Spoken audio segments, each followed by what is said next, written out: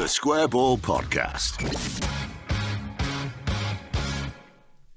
Welcome to the third part of the TSB weekly show. Dan, Michael and Moscow doing Heroes and Villains, brought to you by Levi Solicitors. 10% off your legal fees at levisolicitors.co.uk/The Square Ball. Heroes and Villains, good and bad. Who are we going to pick this week? First, let's do the Ken Bates Villain of the Week Award nominations then. And we've had a load come back in from our TSB Plus subscribers who have sent us their feedback via the feedback form. A lot of Wolves in this, because this was a lot of it was put together pre-Arsenal. It does feel like, given the antics we saw on the pitch at Ellen Road at the weekend, that we have a number of candidates here for being naughty. For being naughty. Yes, Jimenez and Saiz. Yeah. The two mainly being singled out for criticism. Jimenez for his theatrics. Described by Ender as being exhausting to watch, which I think is fair enough, because it was just like, oh, just not again. Please just stop this. There's absolutely no need for it. Did you see, I think it's Tim Spear, who's the Athletic, great bunch of lads. But Tim Spear is their Wolves correspondent. But I think he's a Wolves fan. He's like fully invested in it. He doesn't have that sort of degree of separation that Phil does. Not like Phil, who hates Leeds. Yeah, been a Hearts fan and all that. And he did tweet during the game that he was very much admiring the shit housing, he described it as, that Wolves were indulging in. But he also pointed out that's what resulted in 6 minutes of injury time, which had the knock-on effect of allowing us to score an equaliser. So it did feel like just desserts. Yeah, they brought it all on themselves. From that point of view. And if they hadn't been doing it, we would have scored earlier. So it's all it all works out. In the end, Jack from Jack NZ, so I assume he's in New Zealand, just point out is the kind of twat you end up getting sent off playing against for leaving everything in after the 20th dive is bought. And Llorente was quite close to being that person when he was sprinting up the pitch to try and drag. It was Jimenez that he started dragging to his feet, wasn't he? Or at least it was a Wolves player. And it was, I mean, Jimenez is kind of taking he's the representative of their general diving. Connor Cody going down because he'd headed a football as well. There's an honorary mention and several others. Saiz, I have a long-standing problem with Saiz for having Samu's name. Yeah, it's confusing, isn't it? Yeah, it always distracts me whenever I hear it in commentary. I'm always like, Samu's back. Oh, him. So I don't like him for that reason. And then that it was a really sneaky little foul, wasn't it? At least Pascal Strike made an honest snap of the ankle. This was all just, I bet I can just do that if I distract him. No, it wasn't that deliberate, but it did seem like he knew what he was doing. I don't think he did know what he was doing, I've got to be honest. I think he expected Rafinha to knock it down the line where he might try and tackle him, and as it was, he checked back inside, and by that point he'd completely lost control of where his legs were and just ended up chopping him. There was no control. There was no control, was there? But whether it's deliberate or not, you still can't just kick people in the ankles when the ball is absolutely nowhere near that ankle. And it was a really good situation for us as well. It was Rafinha sprinting onto what was a good... it was Tyler Roberts' span and played it down the line behind Saiz as the fullback. So once Rafinha was past him, he was in, and he loves veering in, so they weren't going to catch him and stop him scoring. So that would have been a goal. Just going back to Jimenez, I think the two are not related, but it's been exacerbated by his skull injury that he had, which was obviously horrible and all the rest of it. But everyone kind of seems to think that it should carry with it a nobility, that he shouldn't fake injuries on his ankle or his leg because he suffered that. You know, we're talking about the boy who cried wolf, weren't we, on the match ball, I think it was, for Wolves. So that sort of fed the annoyance, doesn't it? He's been really badly injured once before. He shouldn't be pretending. Yeah, I mean, the boy who cried wolf is the perfect description. If everybody had ignored him when that happened with David Luiz, the consequences could have been terrible. And instead, you're dragging the physios on and off the pitch all the time, essentially for nothing. I would be annoyed if I was a physio going out there and he's actually like, no, actually, I'm fine. For fuck's sake. I mean, like Tom, Lean the Cheese, Boney M, Johnny B, Lawney, Ender, Dom, Andy, loads of them, Wisconsin Todd, picking out the ref and VAR. We didn't actually get too much into the ref on the match ball. I know we've kind of done shows in between times, so I've almost forgotten what we said, but we talked about it off air afterwards, because I didn't think up to a point the ref was too bad, but then there were other areas where he was catastrophically bad. I think part of the issue with it is that the way part of being a good shithousing team as Wolves are is that they know the rules. They know how to do just enough to get the fouls. So you know that if you go down on the pitch, the ref will stop it, and if it's a head injury, he'll stop it immediately.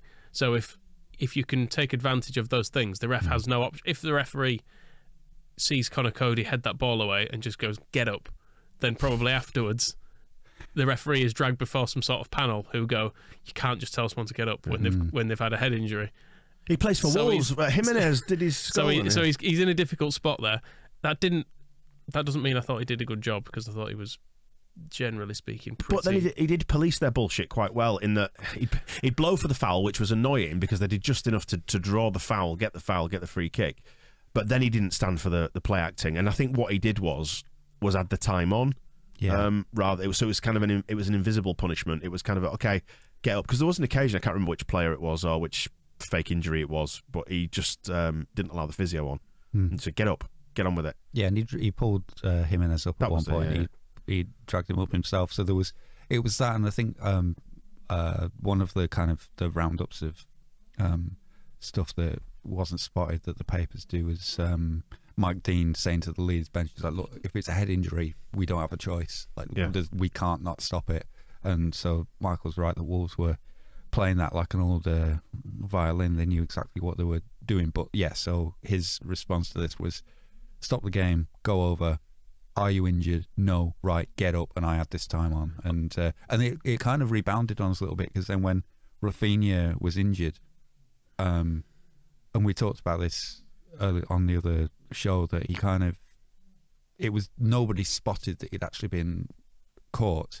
So he went over and he was like, just get up, and he kind of thought he was doing a Jimenez thing, and that's why Rafinha, I mean, it's kind of funny watching him hop off, screaming at him. It's like when Berardi, the famous one where he had his cheek cut just below the eye, and the referee is saying he doesn't think there's anything wrong with him. He walks off shouting at him. Well, where did this come from? Yeah, how the hell am I bleeding out my eyes if there's nothing wrong with me? So it was kind of good value for that. Overall, I didn't think the ref was too bad. I enjoyed. He contributed to the atmosphere at one point, because we had that bit where he played advantage twice, and because there were pretty meaty tackles, the crowd were going, "We want the free kick, we want the free kick," and then we finally got the free kick, and everybody was up, but he was giving us the advantage. On one of those occasions, though, he gave Dan James the advantage when it was him against about 8 Wolves players who were all surrounding him, and then he did lose the ball, and you sort of looked at it and think, well, what advantage? In what world is that advantage? He had no one to pass to, and an absolute circle of Wolves players around him. Yeah, but you can't, and I don't ever want to defend a ref, but you know, in the heat of the moment, you see the Leeds players coming out of the situation with the ball. He's not forced to keep running down into the blind alley, is he? He could have checked back and given it, and game could have continued. So you've not seen Dan James play, have you? Well, this is it. Well, he could have flicked the ball into the air and volleyed it into the net from 40 yards. One thing the ref did annoy me on was that I mentioned it in the propaganda show, was when the Wolves free kick on the edge of the box that they put over, and it seemed to get the crowd going because there was a lot of annoyance. Jimenez stood by the right hand side of our wall, and the ref went over to him at one point and went, "You can't stand there." And Jimenez just went, "Well, I am." And he went, "Oh." Because the rule is you're not allowed to stand. It's 1 metre, isn't it? Is off the end of a wall. So I think Jimenez was arguing, "Well, I'm a metre away," and so he shuffled him about 3 centimetres. Then he just turned his back and went back to the free kick, and Jimenez went back to where he was. Yeah, it felt like he was very much turning a blind eye to that. And then Jimenez did move when the free kick was taken. So maybe he'd said, "Oh, I'm going to move." Imagine it was a shite free kick. So meh. Well, exactly. Lee in the Cheese does wish ill on the referee Robert Jones. He says, "I hope every microwave meal he has cold in the middle," which is a dire punishment. It is worth noting that he refereed the Burnley game last season, says Lee, where he disallowed their free kick goal for some reason. Maybe he was trying to balance the scales of crap refereeing. Possibly. I mean, Wisconsin Todd, I think, does make a good point, saying that how many unpunished and unreviewed hits do we have to take? Because you do look at a lot. Like the Dallas one at Burnley was ridiculous. Barnes was like kind of waist high on him, and that didn't appear to get looked at. And then the Rafinha one there, and then the one that, well, it didn't get looked at. It got reviewed retrospectively by Jurgen Klopp, was the Liverpool sending off. Yeah. So if it does, and then the Dan James penalty, it does feel like we've not had. Well, the one at Newcastle. There was at least 2 on Dan James. 1 on Gelhardt doesn't make up for all of it. No, I mean the Dan James one at Newcastle was ridiculous. That was Mike Reid, wasn't it? I think. Your Creed. Mike Reid? Did I say me? I think Frank Butcher. Yeah. Yeah, it was Frank Walsh. Radio 1's Mike Reed. Yeah, that's what I meant. No, but it was Mike Riley. That's what I meant. Whoever it was. Peter Banks, I think, was the VAR for the Wolves game, if I'm right in thinking. And somebody pulled up some stats saying he's basically been very, very flip-floppy about giving red cards. He's been involved in some controversy this season already. He's a bit back and forth. Like, yeah, he gave one that was rescinded and then didn't give one that should have been. And so, I don't know, he seems a bit flaky. But then I guess that's just the rules are just a mess, aren't they? The whole thing is a mess. Shut down the Premier League. Rubbish. Wolves as a whole have been picked out by loads of people. I mean, it's all basically for the same stuff as, as we've already talked about, just the general annoyance of that. And Connor Cody gets a few nominations as well. Sam M just says everything about him, which is a little bit harsh. There are some preemptive nominations for Norwich, actually, for the upcoming game in Farker. Philip pulling out Farker, because Norwich won't be so cataclysmically appalling next week against us. Fuck Farker, he says. Yeah, we should win that 8-0, and if we don't, then it's Farker's fault. I hope he takes it well, Daniel Farker. I'm sure we'll hear from him in the wake of that anyway, won't we? We've got nominations for Bruno Lage as well, the coach of Wolves. A complete lack of awareness in his post-match comments. Some interesting post-match comments, which did beg a question about which game he was watching, because he said they were in control, didn't he? Do you need these? Bruno? Hey? Yeah, very odd to have watched that game and come away with the conclusion that we were in control of the game in the last minutes. No, you won't. The last minutes where we scored a penalty. It's interesting contrasting that with the Wolves fans over on Propaganda, who were all like, they were absolutely mullering us.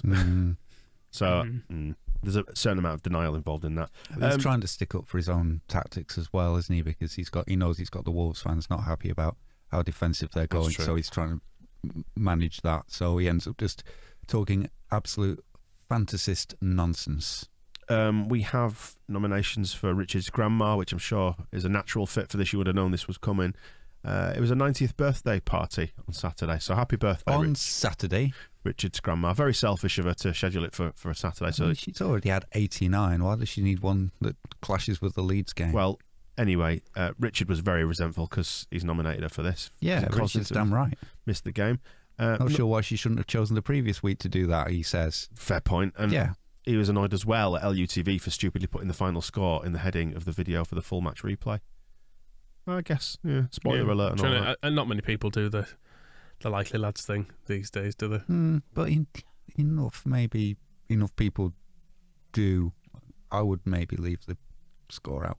In my past life, I once did a boo-boo where I accidentally gave away some of the, just in case there are any kids listening, the Tooth Fairy, some of the Tooth Fairy secrets I gave away on air without meaning to. Oh dear. Yeah, we got angry complaints. I had a head full of regrets. It's kind of the least important of the fictional characters, though, isn't it? You've just done it yourself. Well, this is if kids listen to this, Christ, they've got bigger issues than worrying about the Tooth Fairy. The language, for one. You can't have kids talking about the fucking Tooth Fairy, can you? Because also, this is Yorkshire. All the kids have got very strong teeth. 2 sets of them. They never drop out. They just grow new ones. Dom with sharks. Teeth. Dom with the self-nomination had a dream that Ken Bates was doing co-commentary on the Leeds versus Arsenal Cup game. Was a horrible experience. What would that sound like? Ben White, of course, and maybe good friends with Calvin. When we hear everything together, and it's smiling when they're taking a knee.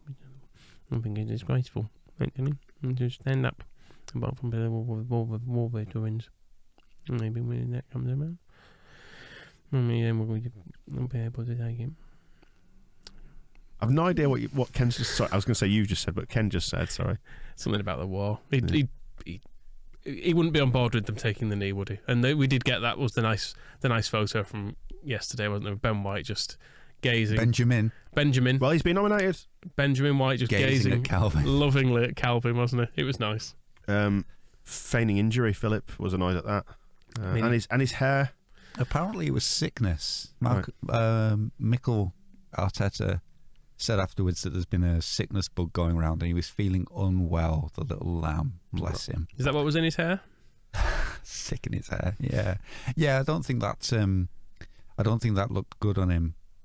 He's trying to do a little Pascal Struijk beard as well, but that's not going to work with the kind of frosted tips that he was going with. Struijk, if he wants to look like Pascal Struijk, go the whole hog, get the slick back little Benjamin thing. White will be cycling round Islington on a penny farthing before you know it, won't he? That's what's happened. I don't think frosted tips are really a hipster move. He's not going to go with a wiry moustache. Just or a fan of of the boy band Five. Yeah. Maybe so. Number of nominations for our players. Inevitably. Just not. Let's not Cooper, entertain it. Click, Roberts, Cooper, Rodrigo, Rafinha. I mean, the Cooper nominations have come. He is, as a spoiler alert, he is nominated as a hero for his Wolves performance, but then there are a couple of late nominations after last night. Adsham describes it as Cooper. That header was very Cooperish. Yeah, it was. Very badly. It was a Cooperism he did. Yeah. And Paul doesn't acknowledge it. Yeah, hero to villain in 3 days. So, just to be clear, the Rafinha one is for not staying down. Not staying down long enough for something to be done about Saiz. Punished for your honesty. Who's having it? Is it Jimenez? Is it Wolves? Rodrigo gets a nomination as well. Oh. For the more we sympathise with him, the worse he seems to play. When he's the villain, he plays out of his skin. Some tough love. So we need to pile the hatred on him. We need to maybe start taunting him with corner flags, because now we've discovered what he really doesn't like. Maybe just surround him with them and make him fight his way out of them. Paul Scholes got 2 nominations as well. Oh, for that perversion. From Wisconsin Todd and Marvin for his fathering style. Right. Is what we'll call it. Yes, rather than going straight for perversion, which may it's not a perversion. May result in some legal questions. It was just a bit of fun, wasn't it? Well, it didn't look like fun. I was for the record, I was joking. It was a device for humour. Okay. Right. Okay. What was he doing though? Pervert. Well, he appeared to be. No, it's yes. not. I mean, we used to sing about Gary Neville and his brother, but we were on the wrong track where the incest was concerned. I haven't actually watched this the clip. It's just weird. It's just I'm aware of what it contains, which is is he biting his daughter's toenails? Mm. Yeah, no. Just get some nail clippers.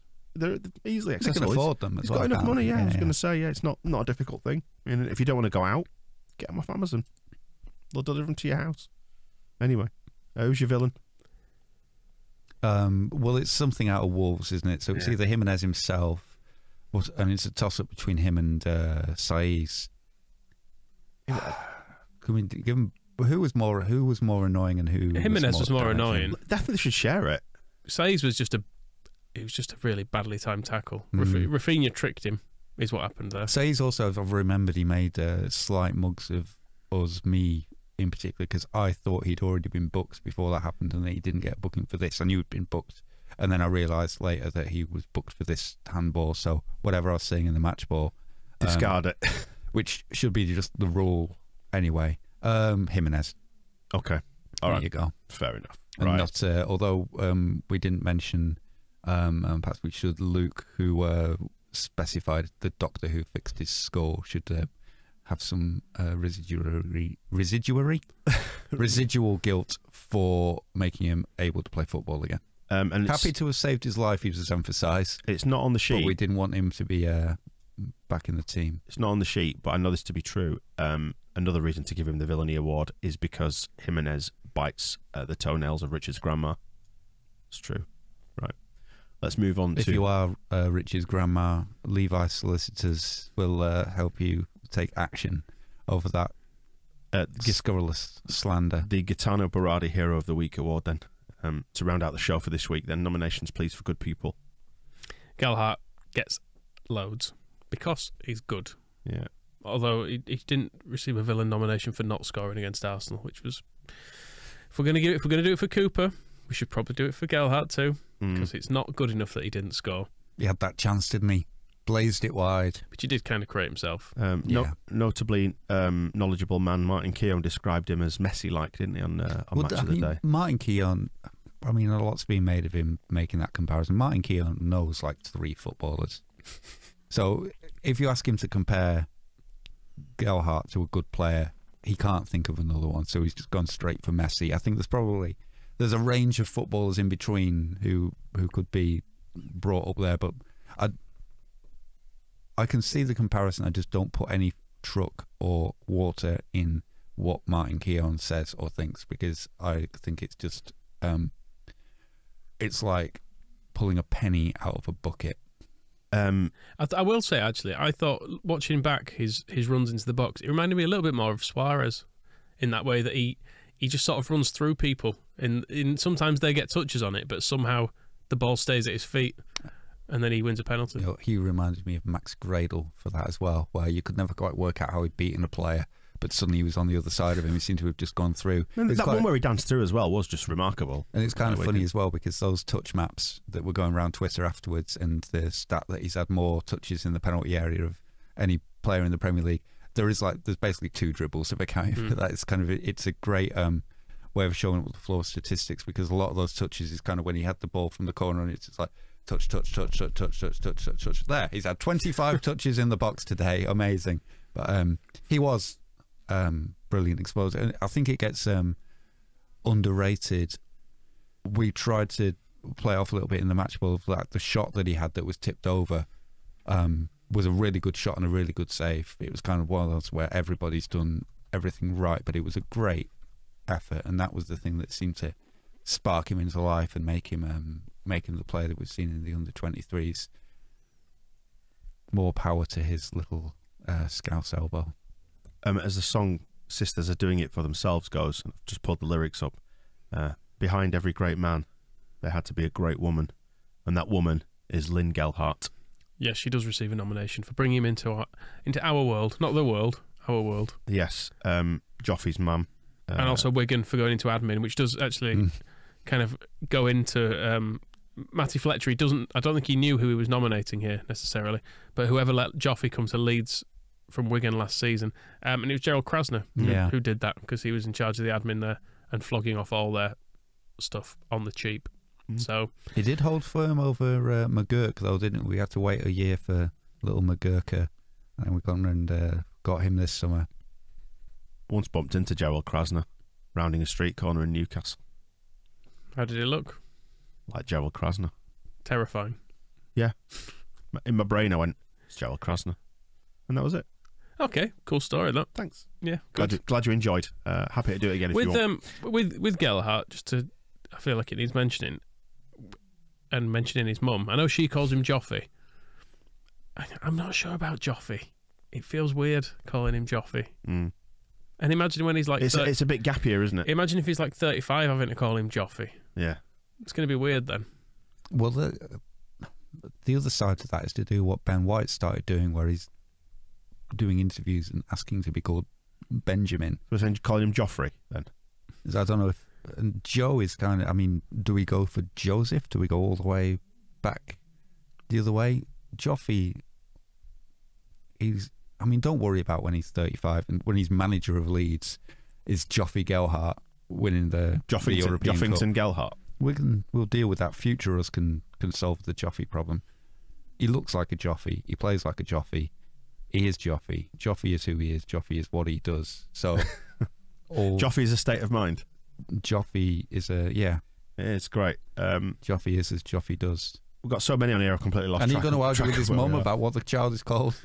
Well, she can call him whatever she wants, but she gave birth to him and dealt with him as a small boy. So Does your mum have a nickname for you, or did she? No. Bastard. Oi. No, she's nice to me, my mum. Yeah? Yeah. That's good. Yeah, she's always been very good to me. Yeah. Always, as David Beckham said, they've been, ever since I was 8 or 9, my parents have always been there for me. Well done, Mrs. Normanton. Excellent. Rodrigo gets some nominations. Yep. Didn't bottle his penalty, did he? No. And good celebration as well. And took the responsibility, which I don't think... I'm sure his parents believed in him as he was stepping up for that penalty. But, I think confidence was in short supply when he stood up. And it was a great penalty and a great moment all round. So do that more often. Some nominations for Drammy based on the Arsenal performance. Obviously, it was his debut, so good on him for breaking into the team, albeit through a devastating injury crisis. But, you've got to take your chance when it comes, haven't you, and all that. And I thought he did really well. I thought he did well. And I think it is... Sometimes I think Bielsa does need to be forced to look at these players, because it felt a bit like with Cresswell when he saw him and he was like, oh, okay, maybe I will consider him as a first-team player in the future and someone we can use. And maybe Gelhardt and Cody Drammer have put themselves in that bracket in the past week as well, where he might look at them and think, well, if there's no Shackleton, maybe I don't need to move Dallas and piss around with that set up. We can just play a right back at right back, and maybe it'll be okay. I mean, Cooper's been nominated, but header and all that, as we were saying, it doesn't undo all the good he ever did. He was very good against Wolves and against a player who, I think that's what's maybe frustrating about the Arsenal thing afterwards, is you'd think he could confidently deal with that header against Arsenal and it would be fine, whereas all the fear was what's he going to do against Traore. Against Traore, he was absolutely magnificent. Adelaide Sam, sniff. Liam Kitchen Roll Cooper for soaking up the grease all day long. There we go. That's very good. And then that happens against Arsenal. It's like Mellier's been given a nomination by Ryan for his sexy Cruyff turn against Jimenez, but then he's put his feet behind the line and undone his hard work. No one's really criticised him for it, have they? Because I think it's one of those where you go, well, it's just a fractional thing, though, isn't it? It's he's like, in credit. Why would you criticise Meslier when Yeah. Tyler Roberts is right there? I mean, is Roberts on the list? not been given a hero nomination. Strange that. I don't know. No. He did get a villain nomination. We mentioned it. He got it for the usual, so it's fine. The crowd got a number of nominations. Paul Lee, Toby, Adsham, Lorne, Dom, Chris, Gillian and Wayne, all saying the crowd was awesome for dragging us through the second half, as Lorne puts it. It was weird because that was a draw against Wolves, which wasn't the finest result we've had in the last couple of seasons. But the ones when we weren't there, it wasn't as good, was it? Mm-hmm. It gives it longevity in your mind being at a game. I think quite often when you watch it on TV, it's easy to just go home afterwards. Even if you watched it in like a crowd situation, like in a pub or something, you sort of switch off from it a bit. Whereas that game and the crowd and the whole experience of it just spins around your head for a day or two afterwards. I said that the other week. When was it? I can't remember which game it was. It might be in the Southampton game when I was wallowing in a pit of misery or whatever. That the Premier League as a TV programme is shite. I only enjoy the Premier League when I'm there because it's something I recognise and something I've known for years, and it's stripped away of all the corporate bullshit and the punditry and all that sort of stuff when you're in a stadium. All right, you've got to stand there and enjoy the Premier League anthem, but they don't play it loud enough, and that's good. They should stick with that. That's why securing Premier League safety at home in our last fixture of the season was going to be... Shut up. It's going to be a real fine moment, and then we can celebrate. We're away in the very last one, aren't we? So that can be a celebration.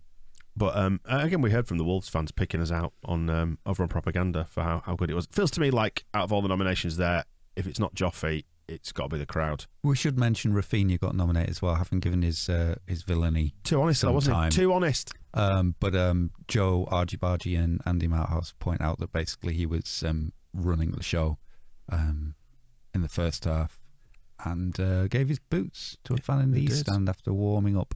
And yes, this is Andy Mouthouse said, then terrorising Wolves until he got assassinated. Which there was, when I was trying to say before about Says with his sneaky tackle, it was a very bad challenge on what was conspicuously our best and most dangerous player. So, but yeah, he was great. Who's it for you then? Go on. I think it has to be young Joseph. Yeah. I don't know who you mean. Who? Joseph Gelhardt. Don't know who that is. Is that a Leeds player? Son of Lynn. You mean Joffy? That's the one. Oh yeah, I'll give it to Joffy. Joffy and it's a bit of a shame in his debut that Drama and Joffy, they can't share it, but Joffy and Drama could have a joint one, but Drama didn't win any penalties, whereas Joffy did. Not tempted to give it to Gerald Krosner? Gerald doesn't want it. No. Okay. That will Joe Gelhardt, congratulations. Great impact on the first team, and now, obviously, of more importance, this fictional award on a podcast. So well done, Joe. That does wrap things up for this episode. Thanks for joining us. We'll see you in a bit. The Square Ball Podcast.